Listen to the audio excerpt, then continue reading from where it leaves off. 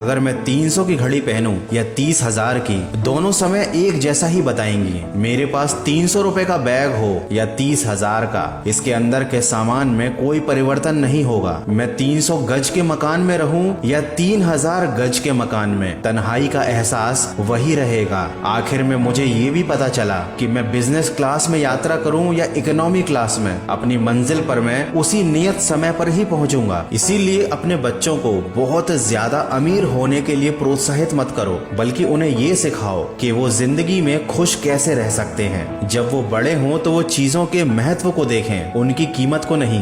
Branded चीजें व्यापारिक दुनिया का सबसे बड़ा झूठ है, जिनका असल उद्देश्य अमीरों की जेब से पैसा निकालना होता है। लेकिन गरीब और मध्यम वर्ग के लोग इससे बहुत ज्यादा प्रभावित होते हैं। क्या ये जरूरी है कि मैं आईफोन लेकर चलूं ताकि लोग मुझे बुद्धिमान और रईस समझें? क्या जरूरी है कि मैं मैकडॉनल्ड्स या KFC में ही खाऊं ताकि लोग मुझे कंजूस ना समझें? क्या ये जरूरी है कि मैं अपने दोस्तों के साथ किसी अच्छे महंगे रेस्टोरेंट में जाकर ही बैठूं ताकि लोग ये समझें कि मैं एक रईस परिवार से हूं? क्या ये आवश्यक है कि मैं एडिडास, नाइकी या बहुत महंगे महंगे जूते पहनूं ताकि हाई स्टेटस वाला कहलाऊं? क्या ये आवश्यक है कि मैं अपनी हर बात में 2-4 अंग्रेजी के शब्द जरूर शामिल करूं ताकि सभ्य कहलाऊं? क्या ये आवश्यक है कि मैं अंग्रेजी गाने सुनूं ताकि मैं यह साबित कर सकूं कि मैं विकसित हो चुका हूं? बिल्कुल नहीं। मेरे कपड़े तो आम दुकानों से खरीदे हुए होते हैं। दोस्तों के साथ किसी भी ढाबे पर बैठ जाता हूँ। भूख लगे तो किसी ठेले से खाने में अपमान नहीं समझता। सीधी सादी अपनी मातृभाषा में बोलता हूँ। चाहूँ तो वो सब कर सकता हूँ जो पहले बताया था। लेकिन मैंने ऐसे लोग देखे हैं जो एक ब्रांडेड जूतों की जोड़ी की कीमत में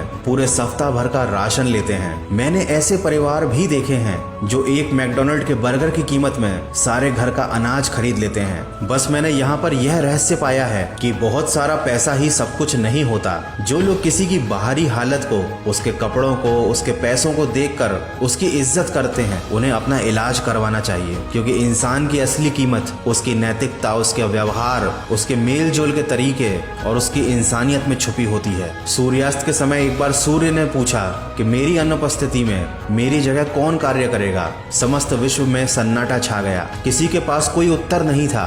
तभी कोने से एक आवाज आई।